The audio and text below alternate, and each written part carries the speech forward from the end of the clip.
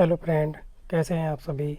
तो आज हम लेके आए हैं आपके लिए यूपी डीलेट के फर्स्ट सेमेस्टर के मैथ पेपर का जो है एक मैराथन, जिसमें हम लगभग 50 क्वेश्चनों को कवर करेंगे। और इतने क्वेश्चन यदि आप देख कर एग्ज़ाम में चले जाते हैं तो आप 100 में 100% पूरा क्वेश्चन अटेंड कर लेंगे। ठीक है, तो आइए देखते हैं हम।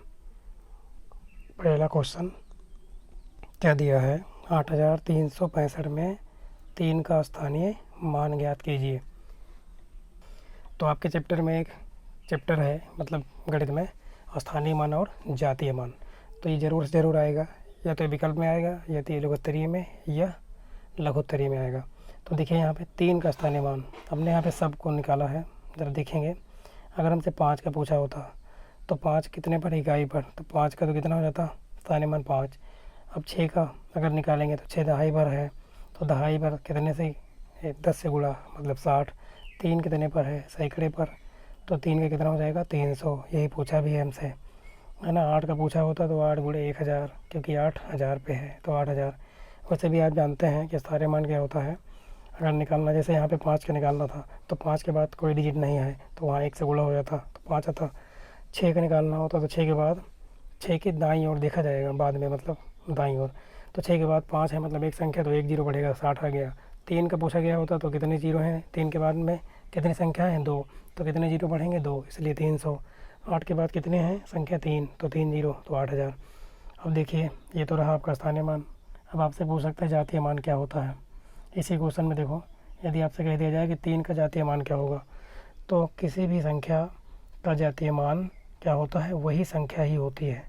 जैसे इस क्वेश्चन में 3 का जातीय मान पूछे तो 3 का जातीय मान वो संख्या ही होगी, मतलब 3 ही है।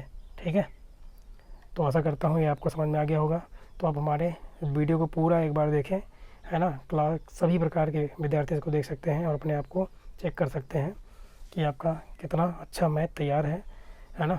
तो चलिए देखना, आगे देखते हैं हम। अगला क्वेश्चन देखते हैं हम। क्वेश्चन नंबर 2 क्या दिया है।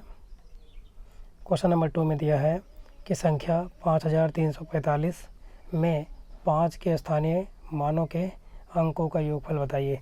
देखिए सेम क्वेश्चन वैसे ही है, बट यहाँ पे जो 5 संख्या है कितनी बार है इस क्वेश्चन में, 2 बार है, देख सकते हो आप। तो यहाँ पे पहले हमें 5 के स्थानीय मान पता करने हैं, फिर उनका जोड़ बताना। देखो यहाँ 5 का स्थानीय मान, पहले 5 का क्या होगा 5, क्योंकि इकाई पर है। अब हम पूरा नहीं बताते हैं, जल्दी जल्दी देखते हैं। और दूसरा जो 5 है 1000 पे लगा हुआ है, देख सकते हैं आप। तो कितना आ जाएगा 5000। तो दोनों स्थानीय मान हमको पता हो गए, तो हमें इसके अंकों का योग बताना है। तो एक है 5000 और एक है कितना 5। तो 5000 में जब 5 जोड़ेंगे तो कितना आ जाएगा हमारे पास 5005। तो आशा करता हूँ ये आपको समझ में आ गया होगा बिल्कुल अच्छे से। नेक्स्ट क्वेश्चन देखिए ज़रा। क्वेश्चन नंबर 3 दिया है, 7/5 का व्युत्क्रम क्या है। तो व्युत्क्रम क्या होता है, पहले आप सूत्र में देखो, इधर हमने समझाया है। जैसे a/b का व्युत्क्रम क्या होता है, b/, मतलब भिन्न को पलट दिया जाता है अगर भिन्न में मान दिया है तो, है ना, वही होता है उसका व्युत्क्रम।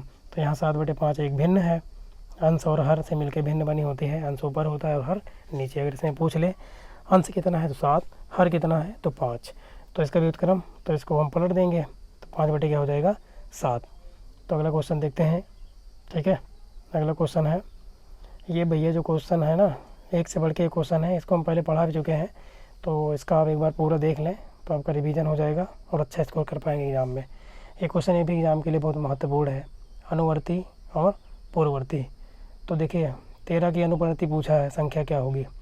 तो अनुवर्ती का मतलब क्या होता है, बाद में आने वाली। इस जो संख्या दी गई है उसके तुरंत बाद में आने वाली संख्या, उस संख्या की क्या होती है अनुवर्ती, जिसका पूछा जाता है। तो यहाँ 13 है, तो 13 की, तो बताइए यहाँ पे 13 की अनुवर्ती क्या हो जाएगी। इसमें हम 1 जोड़ेंगे, तो 13 में 1 जोड़ेंगे कितना आएगा 14। अब देखो अगला क्वेश्चन हमने लिया है, सब टॉप कंटेंट है बिल्कुल एकदम छटे हुए क्वेश्चन। ठीक है, अगला क्वेश्चन है कि 27 की पूर्ववर्ती बताओ। पूर्ववर्ती और अनुवर्ती आपके जो है सिलेबस में है।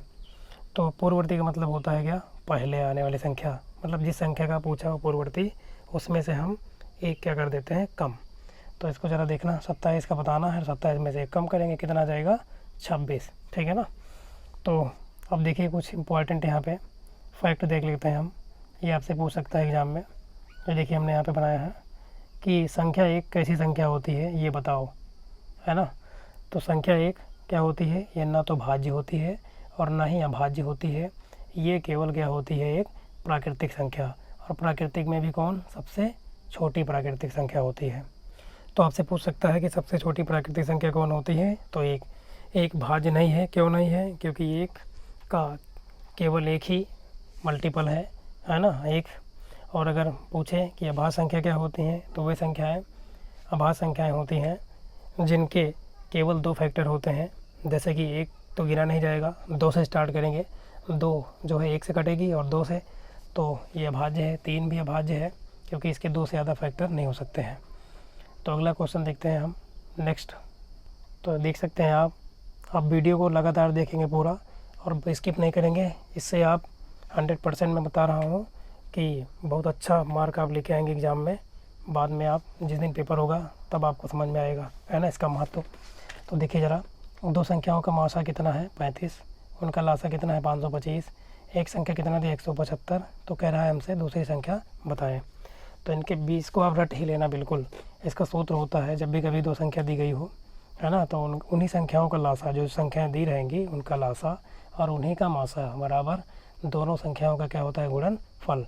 इंग्लिश में बोल सकते हैं LCM into HCF equal to first number into second number. तो देखिए यहाँ पे हमने सूत्र को लगाया है ना। ये देखिए सूत्र है, पहली संख्या गुणे दूसरी संख्या बराबर लासा गुणे मासा। तो हमें क्या बताना है क्वेश्चन में, मासा सॉरी सेकेंड संख्या बतानी है, दूसरी संख्या।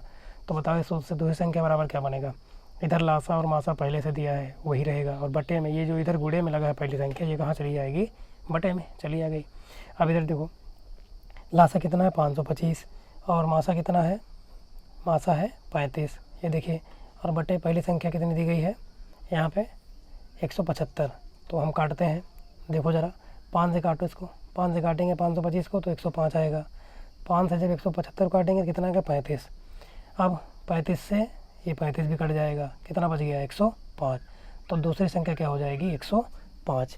इस क्वेश्चन को जितना हम कहें उतना ये जो है कम है। ये बहुत ही महत्वपूर्ण जो है क्वेश्चन है, ये वाला एग्ज़ाम में आएगा, देख लेना 100% इससे क्वेश्चन आएगा। तो अब हम नेक्स्ट क्वेश्चन लेते हैं अगला, है ना। तो क्वेश्चन नंबर यहाँ पे 7 है, ज़रा देखेंगे इसके बारे में। ये भी देखिए, मैं बता रहा हूँ ना, इस सीरीज़ को अगर आप देख के जाते हैं तो 100 में 100 करके आएंगे। एक व्यक्ति अपनी आय का कितना % खर्च कर रहा है 80%, फिर भी कितना बचा रहा है 120 रुपये मासिक बचाता है। मतलब कोई व्यक्ति है वो जितना कमाता है, कोई भी व्यक्ति कितना रुपए कमाए उसको हमेशा क्या मानते हैं 100%, ठीक है। तो कह रहा है कि 80% वो खर्च कर दे रहा है, 100 में से 80 खर्च कर रहा है। तो ये बताओ हमें कि बचाएगा कितना 20%।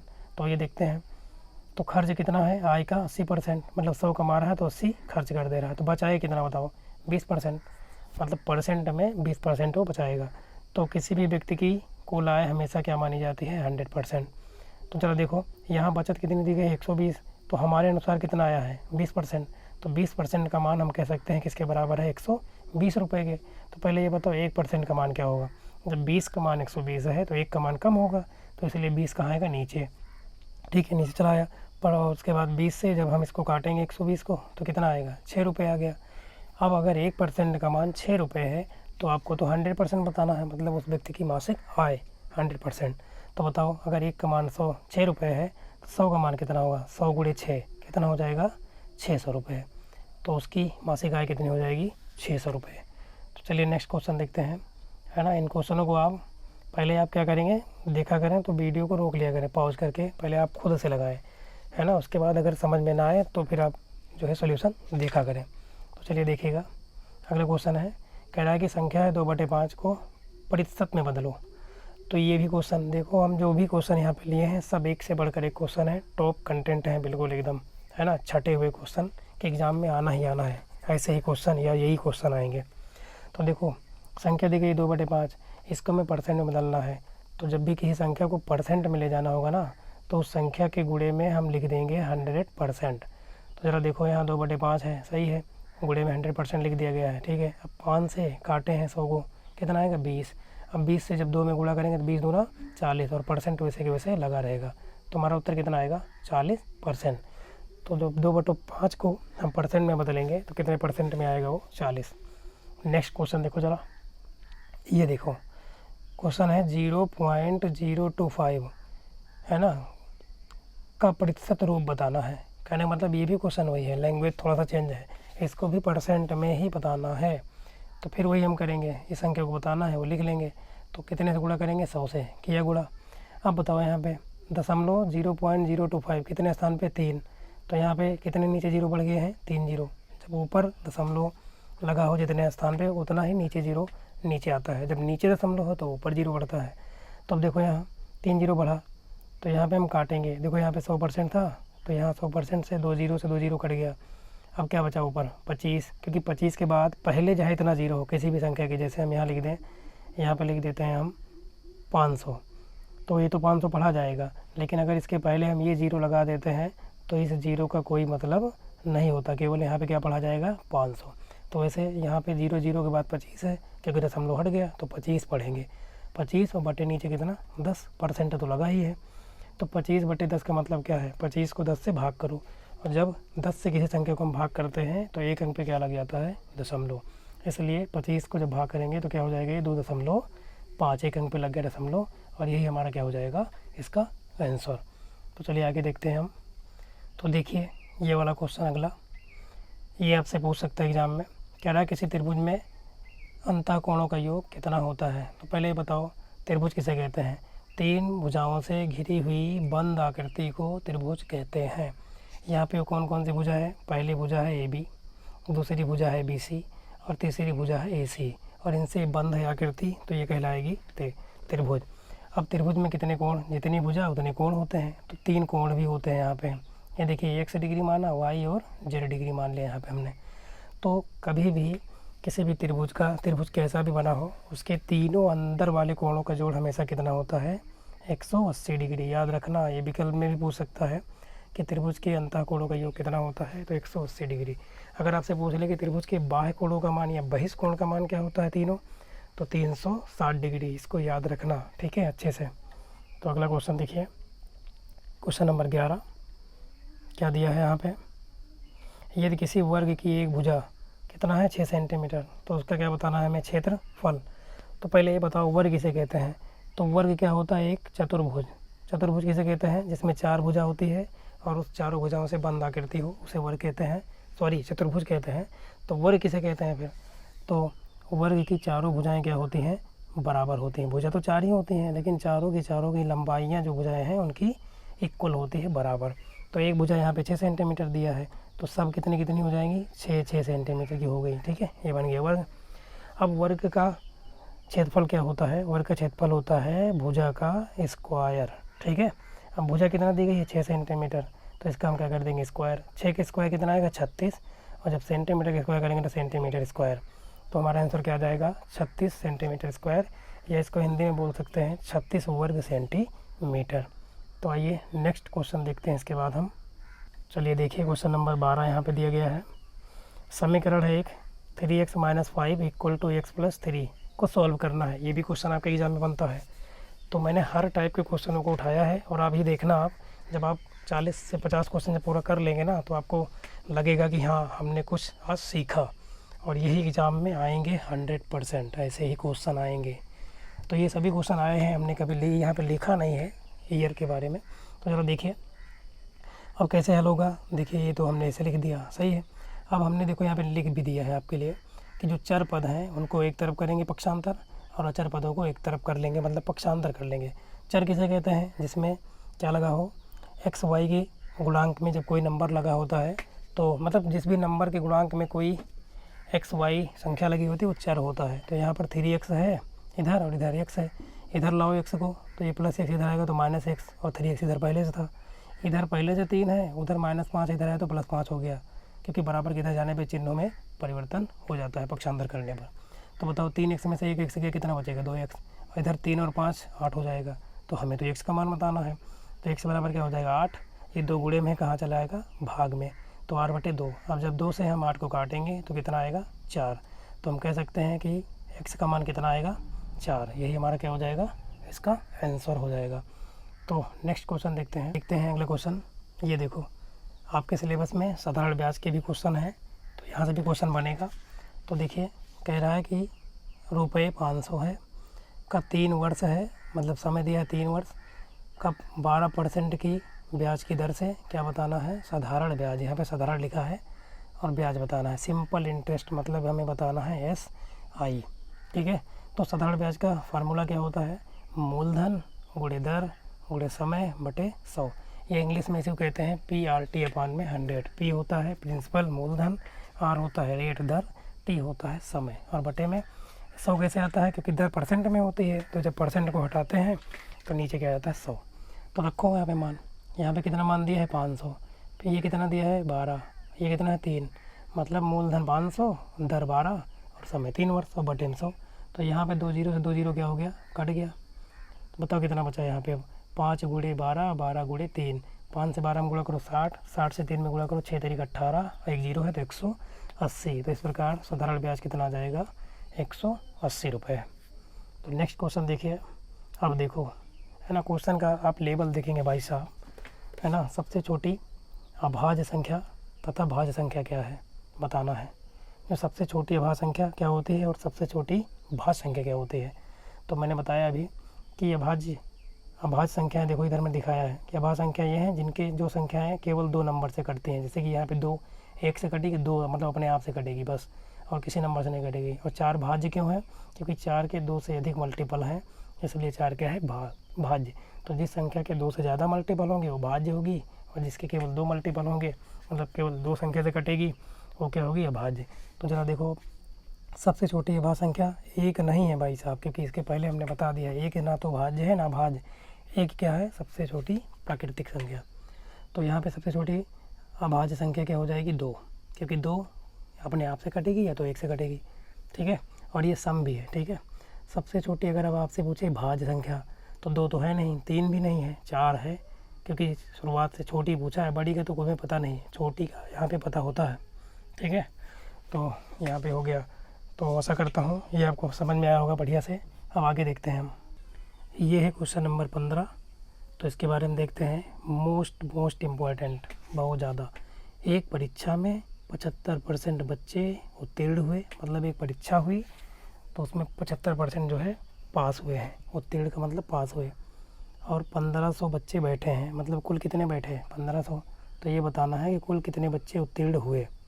बहुत सिंपल है ना। कुल का हमें 75% निकालना है, तो कुल कितने बच्चे बैठे हैं परीक्षा में 1500। तो इसी का कितने परसेंट है उत्तीर्ण हुए, 75, तो निकाल देंगे हम।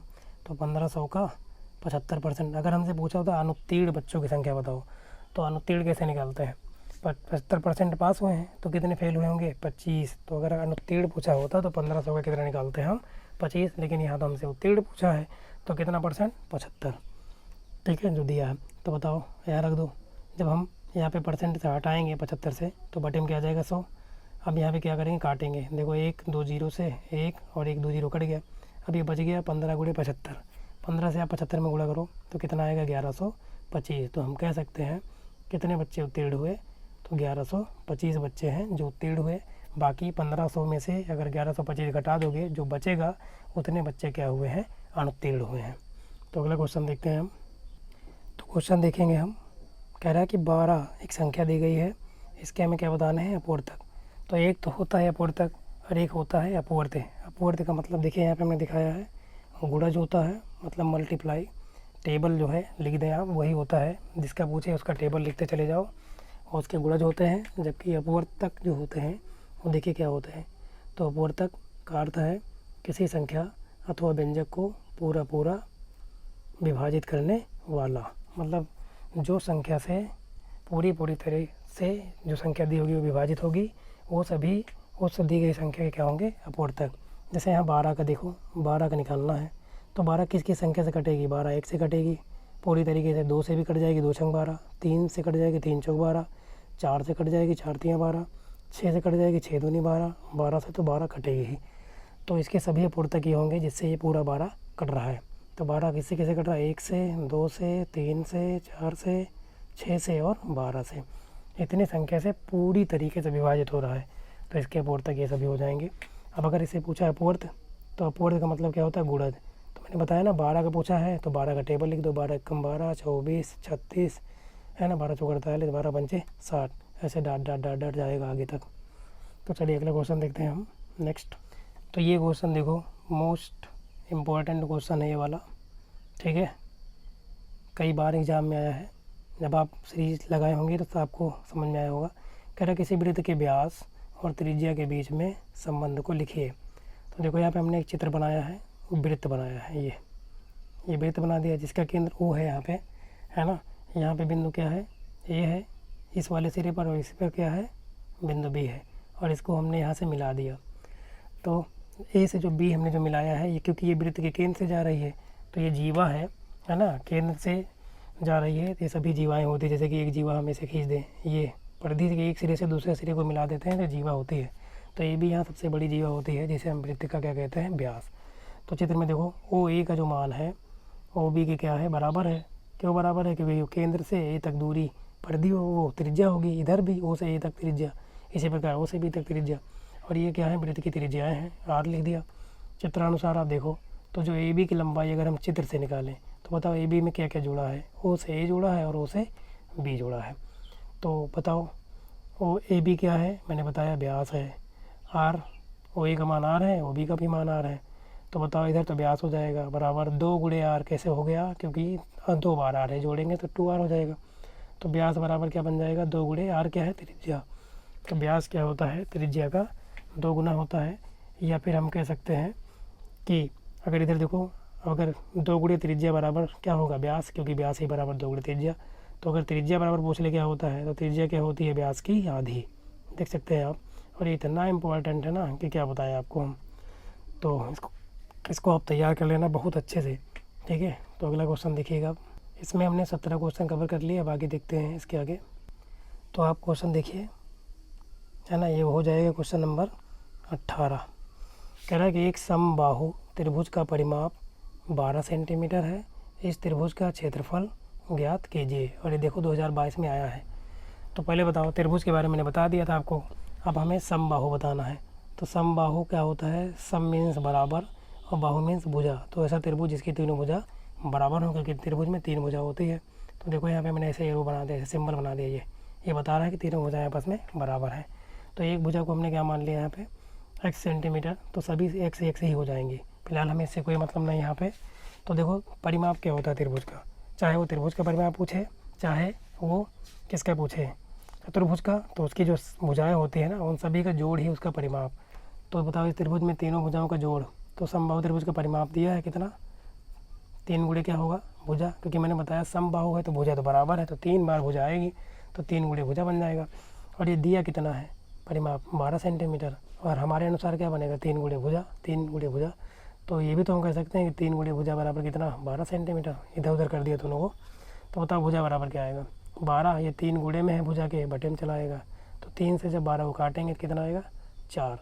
इस प्रकार हमारे पास समबाहु त्रिभुज की भुजा की लंबाई पता चल गई, कितना है, 4 सेंटीमीटर। तो हमें क्या बताना है, हमें तो बताना है इसका क्षेत्रफल। तो याद रखना सूत्र है ये, समबाहु त्रिभुज का जो क्षेत्रफल होता है वो क्या होता है, शायद आपको पता भी होगा, √3/4 गुणे भुजा का स्क्वायर ही होता है।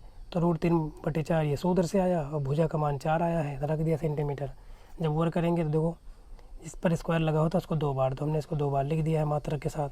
तो 1 4 से 1 4 कट गया, क्या बचा बताओ, इधर 4√3 से गुणा करेंगे तो 4√3, 1 सेंटीमीटर यहाँ, 1 सेंटीमीटर यहाँ, सेंटीमीटर का सेंटीमीटर से गुणा करेंगे तो सेंटीमीटर का स्क्वायर आएगा। तो उत्तर कितना आ जाएगा, 4√3 गुणे वर्ग सेंटीमीटर या सेंटीमीटर स्क्वायर। तो नेक्स्ट क्वेश्चन देखते हैं अगला हम इसके बाद।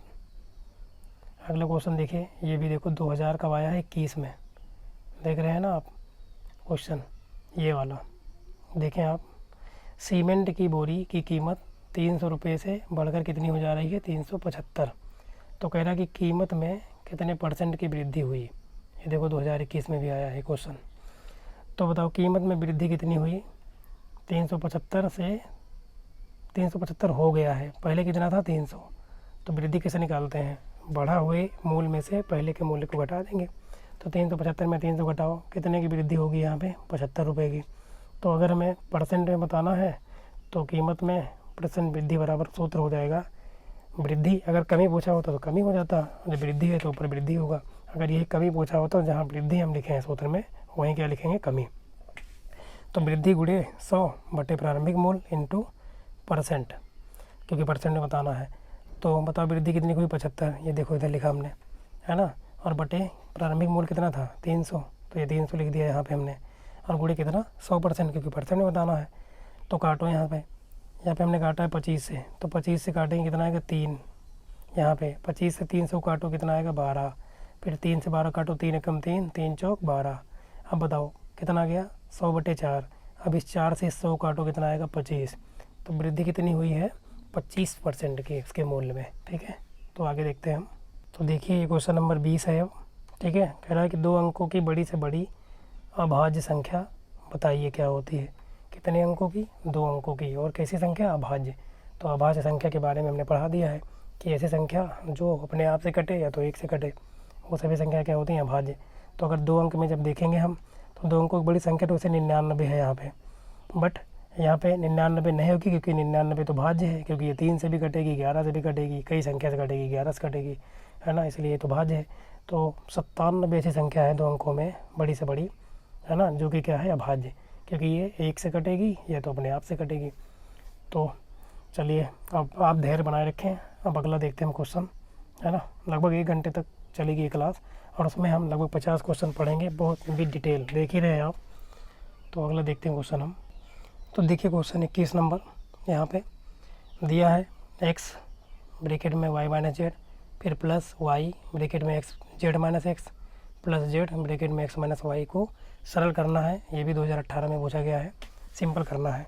तो कुछ नहीं, जो बाहर संख्याएं लिखी हैं उनसे अंदर हमें क्या करना है, चिन्ह के साथ गुणा। तो x से y में गुणा करो, x y आएगा, प्लस में है तो प्लस में रहेगा। अब एक x प्लस में, जेड माइनस में, तो यहाँ plus minus minus Z x. ऐसे y से गुणा करो अंदर, तो ये प्लस में आएगा क्योंकि प्लस में है, और एक प्लस है दूसरे में, एक माइनस, तो ये माइनस में आएगा। फिर यहाँ जेड से x में गुणा करो, जेड एक्स, जबकि प्लस जेड और माइनस वाई, तो माइनस वाई जेड हो जाएगा। अब देखो यहाँ जो कट पिट रहा है उसको काट दो। देखो एक्स वाई यहाँ पे प्लस में है और एक्स वाई माइनस में कट गया। जेड एक्स यहाँ माइनस में, जेड एक्स प्लस में, ये भी कट गया। वाई जेड प्लस में और वाई जेड यहाँ पे माइनस में, ये भी कट गया। तो हमारा कितना बचा, जब सब कट ही गया तो यहाँ पे कुछ नहीं बचेगा, क्या बचेगा, 0। ठीक है ना। तो नेक्स्ट क्वेश्चन देखते हैं, अगला क्वेश्चन नंबर 22। क्वेश्चन नंबर 22 में देखिए क्या क्या पूछ रहा है हमसे। क्वेश्चन नंबर 22 कह रहा है कि एक आयताकार गत्ता है जिसका क्षेत्रफल कितना दिया है, 117 वर्ग सेंटीमीटर। इसकी लंबाई कितना है, 13 सेंटीमीटर। तो गत्ते की क्या बताओ, चौड़ाई। तो आयत क्या होता है, आयत भी एक चतुर्भुज होता है जिसमें 4 भुजाएं होती हैं। देखो हमने यहाँ दिखाया है ABCD, ये एक क्या है, आयत, आयताकार गत्ता। ये देखिए यहाँ पे हमने बना दिया है। तो आयताकार गत्ता है ये, ठीक है ना। तो यहाँ पे होगा क्या, आयत की आमने सामने की भुजाएं बराबर होगी। जैसे यहाँ पे ये लंबाई है तो ये वाली इसके सामने बराबर होगी, और ये चौड़ाई है तो ये इसके सामने बराबर होगी। ठीक है। तो आयत का क्षेत्रफल क्या होता है, लंबाई गुणे चौड़ाई। और आयत का क्षेत्रफल दिया कितना है, 117 वर्ग सेंटीमीटर। तो लंबाई गुणे चौड़ाई बराबर कितना, 117। तो लंबाई कितना दिया है, 13, चौड़ाई हमें बताना है, तो बराबर 117। तो चौड़ाई बराबर क्या बन जाएगा बताओ, ये 13 कहाँ चला जाएगा, इधर गुणे में उधर भाग में। तो 117 और बटे में कितना, 13 सेंटीमीटर। तो 1 सेंटीमीटर से सेंटीमीटर कट जाएगा क्योंकि यहाँ स्क्वायर है। 13 से जब 17 को काटेंगे तो 13 9 आई 117, 9 बार, और सेंटीमीटर बचेगा। तो चौड़ाई कितनी आ जाएगी, 9 सेंटीमीटर। तो अगला क्वेश्चन देखते हैं हम। क्वेश्चन नंबर 23 देखिए आप ध्यान से। यहाँ पे 121 भागे ब्रैकेट में 16, फिर माइनस, फिर मंझला ब्रैकेट लगा है, 16 के पहले बड़ा ब्रैकेट है, ये मंझला ब्रैकेट 14, फिर -3, फिर छोटा ब्रैकेट 9 - 6 को सरल करना है। तो यहाँ क्या लगता है, बोडमास के नियम आप छोटी क्लास में पढ़े होंगे। बोडमास के नियम क्या कहता है, पहले ब्रैकेट सॉल्व होगा, फिर ऑफ सॉल्व होगा, फिर डिवाइड, फिर मल्टीप्लाई, फिर एडिशन, फिर सब्सट्रैक्शन मतलब घटाना। तो ज़रा देखिए सॉल्व करते हैं। देखो यहाँ पे 121 ऐसे रहेगा, है ना, बाहर है, पहले ब्रैकेट सॉल्व होगा यहाँ पे। तो 16 भी ऐसे रखते हैं हम, 14 भी वैसे है। यहाँ पे 9 में से 6 गया कितना, 3, और एक बाहर 3 लगा है, तो ये हो गया। तो देखो 121 ऐसे रहेगा, 16 भी अभी ऐसे रहेगा। अभी ब्रैकेट को हम तोड़ रहे हैं बस। तो यहाँ पे माइनस वैसे रहेगा, 14 रहेगा, 3 त्रिका 9। तो ज़रा देखिए 121 भागे यहाँ 16 है, 14 में से 9 गया कितना, 5, आएगा प्लस में, लेकिन यहाँ बाहर क्या लगा माइनस, तो जब माइनस से 5 में गुणा होगा तो ये -5 हो जाएगा। अब बताओ 16 में से 5 गया कितना 11, और इधर कितना 121। भाग का मतलब क्या होता है बटे, तो 121 बटे क्या बन गया यहाँ पे 11। अब बताओ 11 से 121 काटो कितना आएगा 11, तो हमारा इसका हल कितना हो जाएगा 11। बोर्ड मास के नियम एक बार पढ़ के जाना बढ़िया से, है ना। चलिए क्वेश्चन नंबर 24 को देखें आप। यहाँ पे क्या दिया है, फिर वही क्वेश्चन है सॉल्यूशन वाला। 18 माइनस ब्रैकेट लगा है बड़ा, फिर 14, फिर छोटे ब्रैकेट मझले ब्रैकेट में 16, फिर सबसे छोटे ब्रैकेट में 18 - 5। तो सबसे पहले हम छोटा ब्रैकेट तोड़ते हैं। तो यहाँ देखो, यहाँ दिया 18 - 5, तो देखो इसको हम तोड़ेंगे, 18 ऐसे रहेगा, प्लस यहाँ पे कितना दिया है 14 ये वाला, फिर प्लस ब्रैकेट में देखो 16 ऐसे रहेगा, 18 में से 5 गया, यहाँ पे कितना बचेगा 13, ये उतार लिया, फिर 18 ऐसे रहेगा, माइनस बाहर लगा रहेगा, ब्रैकेट में कितना 14 प्लस 16 में से यहाँ 13 गया, कितना बचेगा 16 में से 13 गया, कितना बचेगा 3, तो यहाँ 3 बच गया। अब देखो बाहर प्लस है और अंदर भी प्लस में आ रहा है, तो जब गुणा करेंगे तो प्लस में 3 आएगा, तो इधर 18 प्लस 14 में और 3 कितना 17, 18 में 17 गया, कितना बच जाएगा 1, तो हमारा इसका आंसर कितना आ जाएगा 1। तो आपको अगर हमारा वीडियो पसंद आ रहा है ना, तो आप चैनल को सब्सक्राइब कर लेंगे, अपने दोस्तों भी सब्सक्राइब कराएंगे। हमारे चैनल का नाम है math and science with Rohit. तो चलिए देखते हैं अगला क्वेश्चन। 24 तक इसमें हो गया। तो देखिए क्वेश्चन नंबर 25 कह रहा है कि अपूर्तक किसे कहते हैं। अभी हम पीछे पढ़े थे, फिर देखते हैं कुछ संख्याओं के अपूर्तक बताइए। तो अपूर्तक क्या होता है कि जब कोई संख्या जिन जिन संख्याओं से पूरी तरह से क्या होती है विभाजित होती है, तो जिन जिन संख्याओं से वो संख्या विभाजित होती है वही सभी संख्याएं क्या होती हैं उस संख्या की अपूर्तक कहलाती हैं। जैसे एग्जांपल यहाँ पे देखो, 2 का अपूर्तक क्या होगा, 2 किससे किससे विभाजित होगी पूरी तरह 1 से और 2 से, तो 2 के अपूर्तक क्या हो जाएंगे 1 और 2। 6 किससे किससे विभाजित होगा 1 से, कट जाएगा ना, 2 से भी कटेगा, 2 3 6, 3 दूनी 6, 6 1 कम 6, और 15 किससे किससे कटेगा 1 से, 1 सबका अपूर्तक होता है क्योंकि 1 से सभी संख्या कटते हैं, ठीक है। 1 हो जाएगा, 3 से भी कटेगी 15, 5 से भी कटेगी और 15 से भी कटेगी, तो ये सभी इनके अपूर्तक हो जाएंगे। आशा करता हूँ आपको ये समझ में आ गया होगा अच्छे से। तो नेक्स्ट क्वेश्चन लेते हैं हम अगला। क्वेश्चन नंबर 28 देखेंगे। 100 की पूर्ववर्ती पहले भी हम पढ़ चुके हैं, अनुवर्ती प्राकृतिक संख्या बताइए। तो तेजी से देखते हैं। पूर्ववर्ती का मतलब क्या होता है मैंने बता दिया है, पहले आने वाली संख्या। इस जो संख्या का पूर्ववर्ती बताना है उसमें से 1 कम कर दो, तो 100 का बताना है तो 100 में से 1 कम होगा, कितना आएगा 99। और 100 की अनुवर्ती बताना है, तो अनुवर्ती का मतलब बाद में तुरंत आने वाली, तो 100 में 1 जोड़ दो, कितना 101। तो 100 की पूर्ववर्ती होगी 99, जबकि अनुवर्ती क्या होगी 101। अगला क्वेश्चन देखिए, इसके तुरंत बाद 29 नंबर। आइए देखते हैं क्या दिया है। किन्हीं भी 2 अभाज्य संख्याओं का मासा क्या होता है या क्या होगा। तो जब भी कोई संख्या आप ले लें, अभाज्य 2 संख्या चाहे जो ले लें, तो उस संख्या का मासा सदैव क्या आएगा 1। याद रखना इस बात को, विकल्प में पूछ सकता है आपसे। जैसे एग्जांपल देखो, यहाँ पे हमने एक संख्या लिया है 2 और एक 3, ये दोनों अभाज्य हैं। इनका मासा जब निकालोगे ना तो इनमें कुछ कॉमन नहीं मिलेगा, केवल क्या मिलेगा 1, जो दोनों में होगा तो 1 हो जाएगा। ऐसे 5 और 11 देखो, तो 5 और 11 का भी जब आप फैक्टर करेंगे ना तो इसमें भी आपको केवल कॉमन क्या मिलेगा 1, मतलब मासा 1 ही मिलेगा। तो हम कह सकते हैं कि 2 अभाज्य संख्याओं का मासा सदैव क्या होता है 1 होता है, चाहे वो जितनी बड़ी संख्या हो अभाज्य में, चाहे इतनी छोटी हो, तो उसका मासा हमेशा 1 ही होगा। अगला क्वेश्चन देखते हैं। ये नंबरिंग में प्रॉब्लम है इसलिए इसको हम सही कर लेते हैं। अभी क्वेश्चन हमारा 30 आ गया। क्या कह रहा है, एक ये व्यंजक दिया है, में से इस वाले व्यंजक को घटाना है। तो घटाओ, जिस व्यंजक से घटाना होगा उसको ऐसे ही उतार देंगे ये, और जिसको घटाना है इसको भी ऐसे उतारेंगे, लेकिन घटाते समय चिन्ह बदल जाते हैं। तो देखो दूसरे वाले नीचे वाले में x प्लस में था, क्या हो गया माइनस, यहाँ प्लस में 2y है तो माइनस हो जाएगा, यहाँ माइनस में z है तो प्लस में z हो जाएगा, ठीक है। अब भैया बताओ क्या होगा। अब देखो z वाले जो पद हैं दोनों प्लस में हो गए, चिन्ह बदलने के बाद जो चिन्ह बनेगा ना वही माना जाता है। तो देखो अब z और z प्लस में हो गया, तो 1 z और 1 z 2z। इधर देखो एक माइनस में है 3y और ये वाला भी माइनस में हो गया, तो जब सेम चिन्ह हो ना तो भी संख्याएं जुड़ जाती हैं और चिन्ह वही लग जाता है जो होता है। 3 और 2 क्या हो जाएगा 5, तो माइनस के साथ ही 5y। अब बताओ यहाँ 2x है और नीचे 1x लगा है, माइनस में 1 प्लस 1 माइनस तो घटेगा, और 2x में से 1x गया 1x, तो हमारा उत्तर क्या आएगा x - 5y + 2z। यही हमारा क्या हो जाएगा इस प्रश्न का उत्तर हो जाएगा। तो नेक्स्ट क्वेश्चन देखिए, क्वेश्चन नंबर 31 देखते हैं हम। अब की बार इस वाले व्यंजक से इस वाले व्यंजक को जोड़ना है। यहाँ पे क्या करना है, जोड़ना है, ठीक है। तो जोड़ने में कुछ नहीं, बहुत सिंपल है। जो व्यंजक है उसको इसे उतार लो और जिसको जोड़ना है उसको भी इसे उतार लो और जोड़ दो। जोड़ने पर चिन्ह में कोई परिवर्तन नहीं होता, जो जैसे होता है वैसे उतार देते हैं। तो ये देख सकते हो आप, ये वाला इसे उतार दिया हमने और ये वाला भी इसे उतार दिया। तो जोड़ेंगे तो 5 और 5 कितना हो जाएगा, प्लस में दोनों है 10। 6x में 2x जोड़ो कितना हो जाएगा 8x, क्योंकि दोनों प्लस में है। अब एक्स स्क्वायर के साथ एक्स स्क्वायर रहेगा, 7 और 2 9, तो आ जाएगा 9x square plus 8x plus 10, और ये क्या हो जाएगा, इसका उत्तर हो जाएगा। तो चलिए अगला क्वेश्चन देखते हैं। नंबरिंग में एरर है इसको हमें इससे कोई मतलब नहीं है फ़िलहाल, नंबरिंग से हमें क्वेश्चन सीखना है। तो देखिए अगला क्वेश्चन कि राम ने एक 300 रुपये में एक रेडियो ख़रीदा और वह उसे कितने रुपए में बेचे कि 20% का क्या हो, उसे लाभ हो। तो आप ये बताओ हमें कि क्रय मूल्य कितना दिया है 300, लाभ कितना चाहिए 20%। तो ये बताओ कि कोई भी चीज़ का क्रय मूल्य अपने आप में कितना परसेंट होता है 100, और जब लाभ अगर मिल रहा है हमें तो लाभ के बाद ही हम बेचेंगे, क्योंकि विक्रय मूल्य बराबर क्या होता है, बेचने के बाद हमें कैसे रुपए मिलते हैं, जब हम क्रय मूल्य में मतलब जितने में कोई सामान लिए होते हैं और जो लाभ होता है उनको जोड़ते हैं तो विक्रय मूल्य का पता चलता है। तो आइए देखते हैं हम आगे। अब देखो यहाँ पे क्वेश्चन में क्या दिया था, क्योंकि लाभ क्या दिया है, क्रय मूल्य का कितने परसेंट 20%।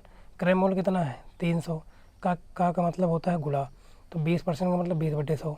तो यहाँ 2 जीरो से 2 जीरो क्या हो गए हैं, कट गए। तो बताओ ऊपर कितना आ गया, 20 × 3 20 दिया 60। तो लाभ कितने रुपए में आ गया 60, परसेंट में अलग था 20, जबकि इसमें कितना आ गया 60। तो हमें क्या बताना है, विक्रय मूल्य। तो विक्रय मूल्य बराबर क्या होता है, क्रय मूल्य प्लस में लाभ। क्रय मूल्य कितने रुपये था 300, लाभ कितना आया 60, तो बेचने पर कितना होगा विक्रय मूल्य 300 + 60, 360 रुपये। तो अगला क्वेश्चन देखते हैं हम।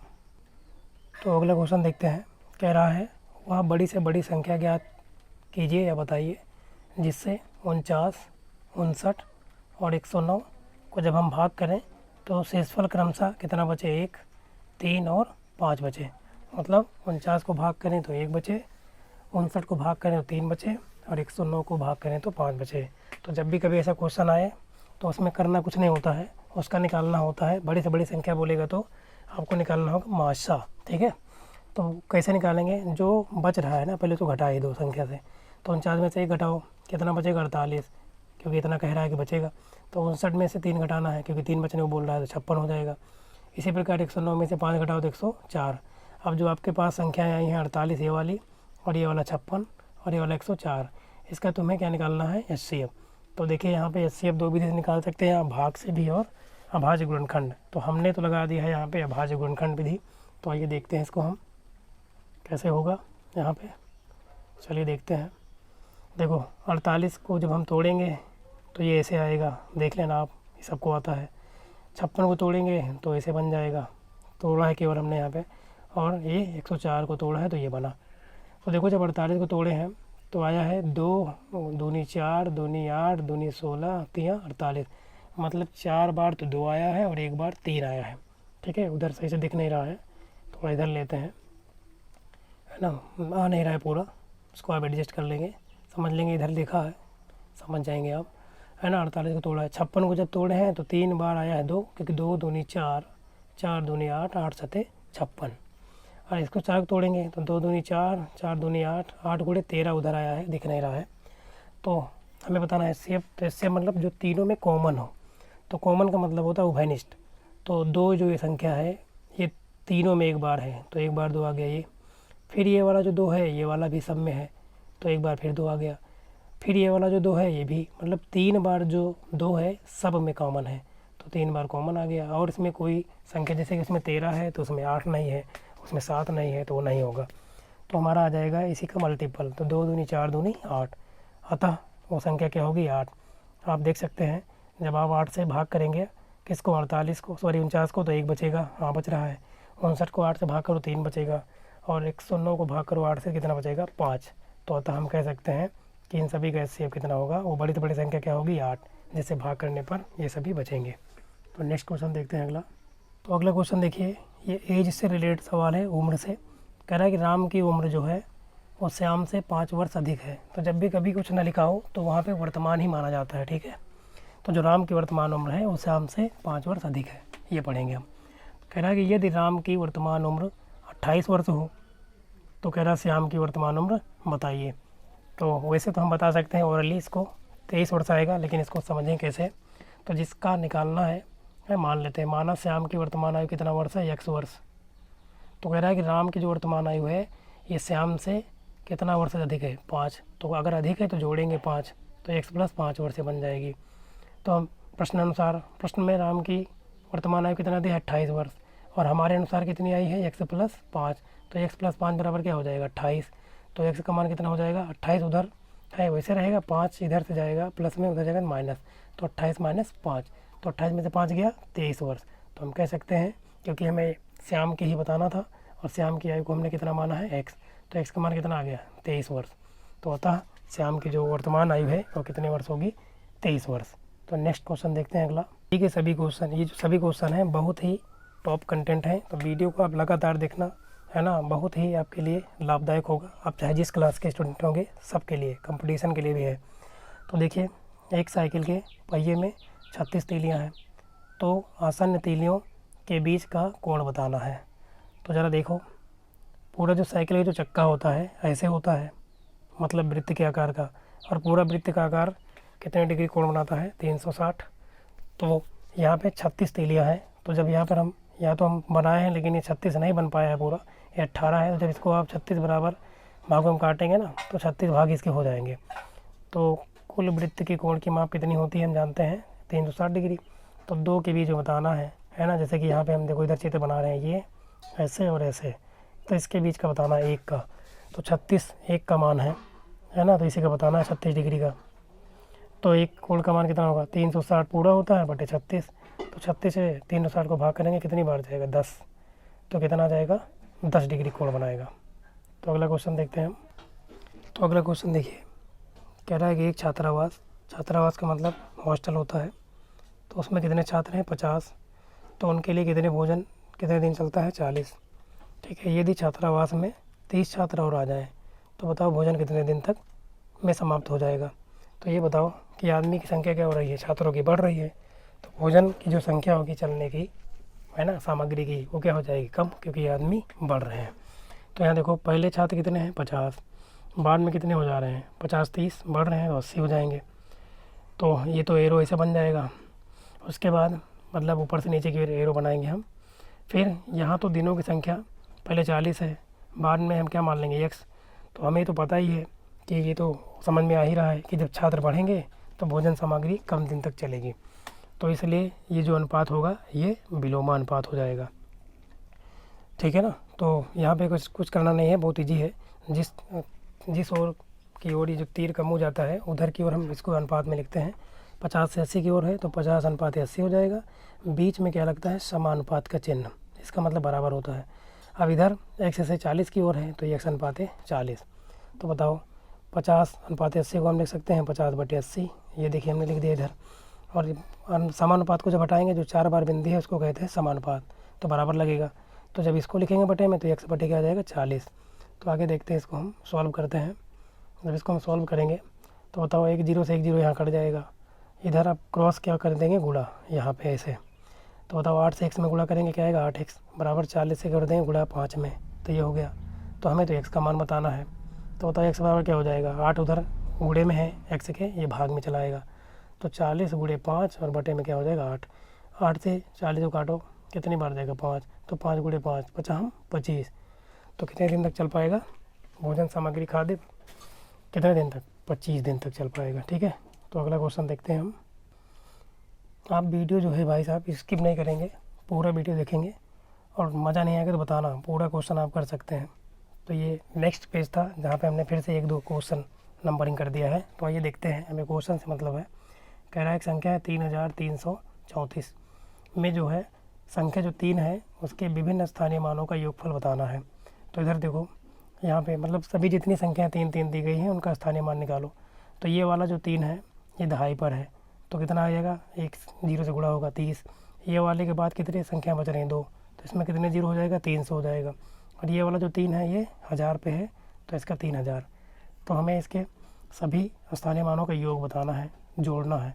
तो पहला कितना आया है 30, दूसरा कितना आया है 300, तीसरा कितना आया 3000। जोड़ो तो 0 0 0 0 आ जाएगा, 3 0 0 3 आएगा, 3 0 3, तो ये 0 आ गया, ये 3 और ये 3, तो आ जाएगा 3330। 3 के सभी स्थानीय मानों का योग इस क्वेश्चन में। तो नेक्स्ट क्वेश्चन देखते हैं हम अगला। क्वेश्चन नंबर दिया है अगला, नंबरिंग हमारा जो है सही नहीं हुआ है, ये दूसरे पेज का था, तो वहाँ पे हमने फिर से 1 2 कर दिया है। तो देखो ज़रा, रोमन भाषा या लिपि में जो दी गई संख्याएं हैं उनको लिखना है आपको, है ना। तो जैसे 50 को लिखना है, 50 को याद रखना यल होता है, ठीक है ना। और जो यल होता है ये दोबारा रिपीट नहीं होता है, एक ही बार यल लिखा जाएगा, ठीक है ना।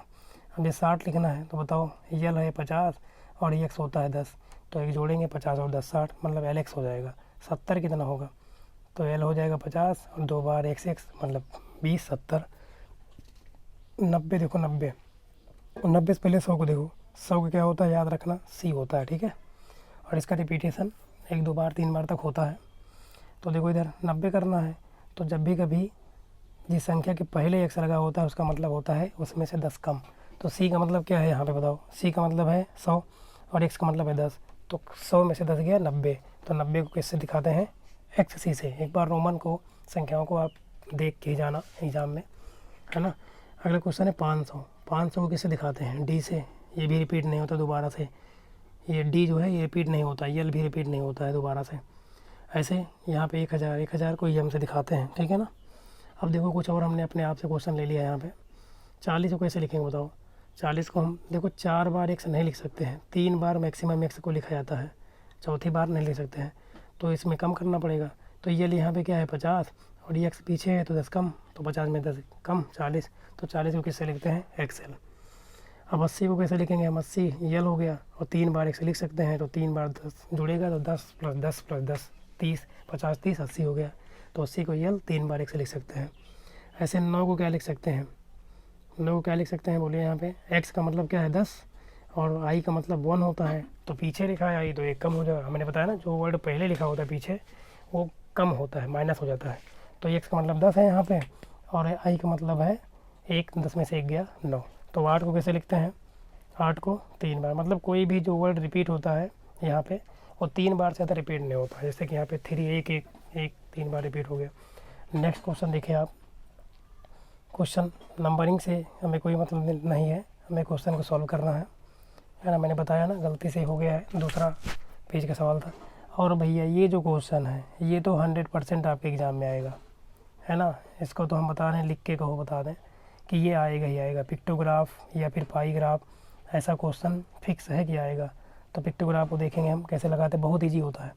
यहाँ पे क्या दिया है, वर्ष दिया गया है ना, मतलब वर्ष 2000 में कितने शिक्षार्थी थे, 400। क्वेश्चन पढ़ लेंगे, 21 में आया भी था ये वाला क्वेश्चन। और 2002 में कितने शिक्षार्थी हैं, 500। 2004 में कितने हैं, 700। 2006 में कितने शिक्षार्थी हैं, 600। 2008 में कितने हैं, 800। तो इसको पिक्टोग्राफ पे दिखाना है। तो आंकड़ों को पिक्टोग्राफ द्वारा परहेज करना है, जबकि जो ये चित्र बना है एक इसका मान कितना है, 100 शिक्षार्थी के बराबर है। तो ये देखिए हमने यहाँ पे दिखाया है, ये सिंबल जो बराबर है 100 है। आप मान भी सकते हैं, अगर नहीं दिया होता तो कोई भी सिंबल बना सकते थे यहाँ पे। तो देखो वर्ष 2000 में कितने शिक्षार्थी थे, 400। तो एक सिंबल बराबर कितना है, 100, तो 4 बार बना देंगे तो 100 × 4 हो जाएगा, 4 बार जोड़ेंगे 400 हो जाएगा, हो गया। 2002 में कितने हैं, 2002 में कितने हैं आप देख सकते हैं, 500। तो कितनी बार बनाना पड़ेगा, क्योंकि 100 का 1 है तो 5 बार बनाएंगे हम, देख सकते हो 3 4 ये रहा 5। अच्छा 2004 में कितनी बार है, कितने हैं, 700, तो मतलब 7 बार यहाँ पे बना दिया है, देख लेंगे आप। 2006 में कितने हैं, 2006 में 600 हैं, मतलब 6 बार बनाना पड़ेगा, है ना, क्योंकि एक सिंबल बराबर 100 है। 2008 में कितने हैं, 8, तो 8 बार बना देंगे हम, 800 है तो 8 बार बना देंगे। तो आशा करता हूँ आपको ये बहुत अच्छे समझ में आ गया होगा। पिक्टोग्राफ का सवाल तो आता है एग्ज़ाम में, ये याद रखेंगे। तो नेक्स्ट क्वेश्चन लेते हैं हम। तो आप धैर्य बनाए रखेंगे, क्योंकि कहते हैं कि रख हौसला वो मंजर भी आएगा, प्यासे के पास चलकर समंदर भी आएगा, है ना। थक करना बैठ है मंजिल के मुसाफिर, मंजिल भी मिलेगी और मिलने का मज़ा भी आएगा। तो आइए देखते हैं अगला क्वेश्चन। कह रहा है कि एक कार 1 लीटर पेट्रोल में 16 किलोमीटर जाती है, तो 6 सही 3/8 लीटर पेट्रोल में वह कितनी दूरी जाएगी, है ना। बहुत सिंपल सवाल है। तो देखिए ये चित्र बना है हमने, ऐसे कार है ये। तो 1 लीटर पेट्रोल में कार कितनी दूरी जा रही है, 16 किलोमीटर। तो 6 ज़्यादा है तो गुणा हो जाएगा। ज़्यादा के लिए जब एक का मान पता होता है तो जितने का मान पूछे उतने से क्या कर देते हैं, सिंपली गुणा। तो पहले इसको सिंपल भिन्न में ले जाओ। तो क्या करेंगे बताओ, 8 से 6 में गुणा करो 48 और 3 जोड़ो 51।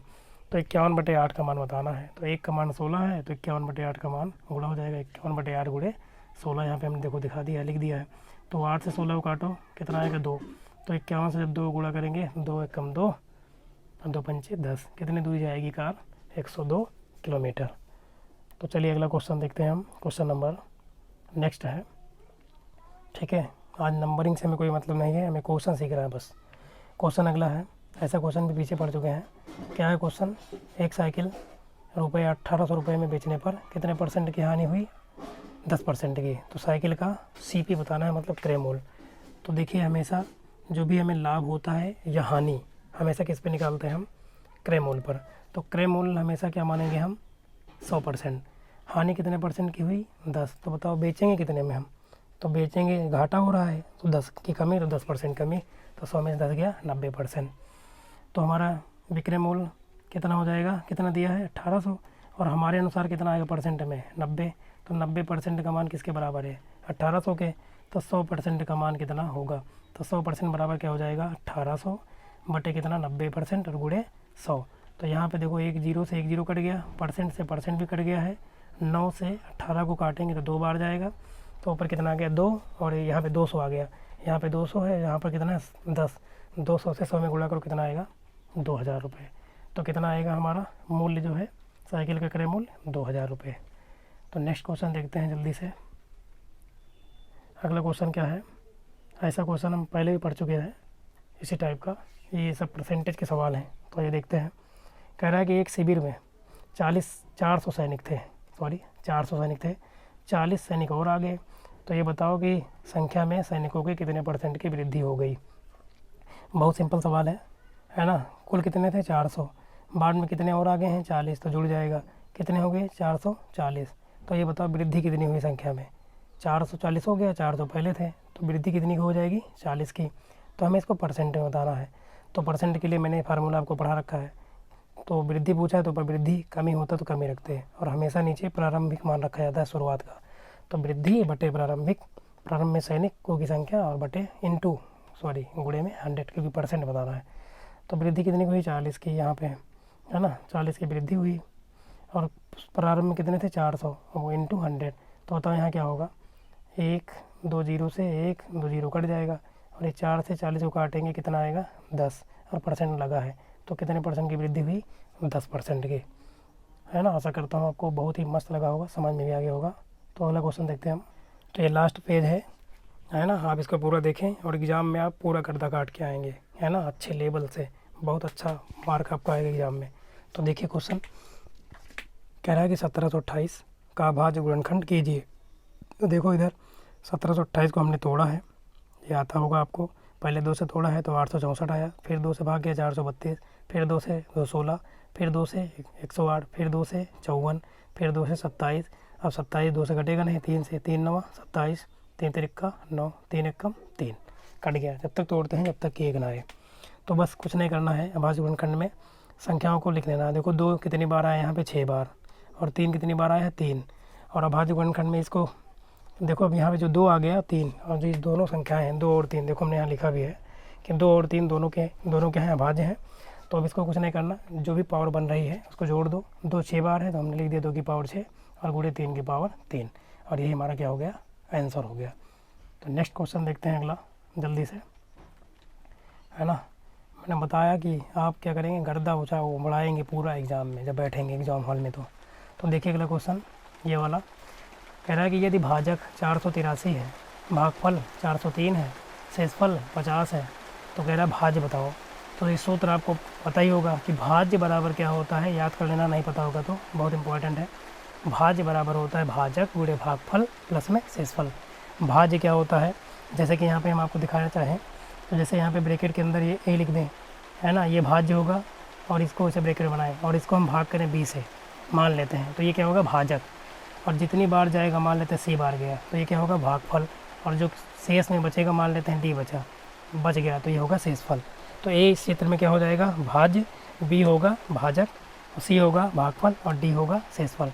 तो जब हमें ए का मान निकालना है सूत्र से, तो क्या करेंगे, इसका इससे हम क्या कर दें गुणा, और प्लस में क्या कर दें इस सी को डी को जोड़ दें। तो ये सूत्र बन गया भाज्य बराबर भाजक गुणे भागफल प्लस में शेषफल। तो देखो भाजक कितना 483, भागफल 403 और प्लस में शेषफल 50। तो चलिए जब इसका गुणा करेंगे दोनों का 483 का 403 में, तो आएगा ये वाला पूरा मान, गुणा करके देख लेना आप, और प्लस में कितना 50। अब बताओ जोड़ना है, तो जब जोड़ेंगे तो इतना आ जाएगा, है ना, यहाँ पे 1,94,699, और यही हमारा इसका आंसर हो जाएगा। तो अगला क्वेश्चन देखते हैं, लेते हैं जल्दी से। यहाँ पे देखिएगा, चलिए क्वेश्चन नंबर ये है अगला, कह रहा है कि संख्या 5 है और संख्या 6 है, ये तो संख्याएं हैं, इनके प्रथम 5 गुणज लिखने हैं, या फिर जिन्हें हम अपवर्त्य बोलते हैं, ये लिख के दिखाने हैं। ये भी आपको अगर आपने ध्यान से पढ़ा होगा तो हम पढ़ा चुके हैं, अपवर्त्य का मतलब गुणज, और गुणज का मतलब टेबल लिखना होता है, जिस संख्या का पूछे उसी का। तो संख्या 5 के कितने पूछा 5, तो इसके शुरुआत के 5 गुणज लिख दो, 5 बार टेबल पढ़ दो। तो 5 ये पहला 5 ही होगा, दूसरा 5 दूनी 10, 5 या 15, 5 चौक 20, 50 25। इसी प्रकार 6 का 6 दूनी 12, 6 3 18, 6 चौक 24, 6 पंचे 30, और यही हमारा क्या हो जाएगा आंसर।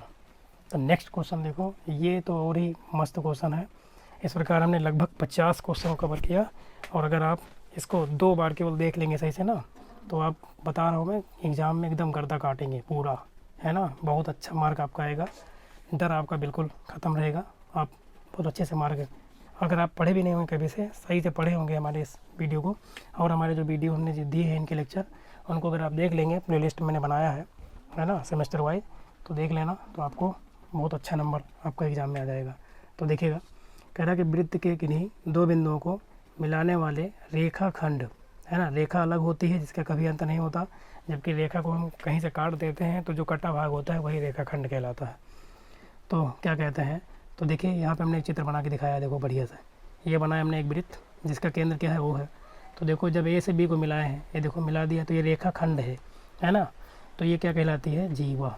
परिधि के एक सिरे से परिधि के दूसरे सिरे को मिलाने वाली रेखाखंड क्या कहलाती है जीवा। और जैसे यहाँ पे सीटी दिखा दिया है, तो क्या कहलाती है वो जीवा होते हैं, ठीक है। तो आशा करता हूँ आपको हमारा ये सेशन जो कि मैंने मैराथन क्लास लिया आपके एग्ज़ाम के लिए, बहुत ही शानदार लगी होगी, है ना। तो आप अपने दोस्तों के साथ इसको शेयर करना बहुत अच्छे से। इसके बाद आप हमारे चैनल को सब्सक्राइब करना अच्छे से और लोगों से कराना। अगर आप एक भाई बहन क्लास 9 10th में भी हो तो उन्हें भी सब्सक्राइब करवाना, या कोई कंपटीशन आपके साथ ही कोई कर रहे हो तो उन्हें भी आप सब्सक्राइब कराना। तो वीडियो देखने के लिए आप सभी का बहुत बहुत धन्यवाद। अब आप बताना पेपर दे के आना कि आपका कितना अच्छा रिजल्ट रहा। तो धन्यवाद, है ना, आप सभी का वीडियो देखने के लिए।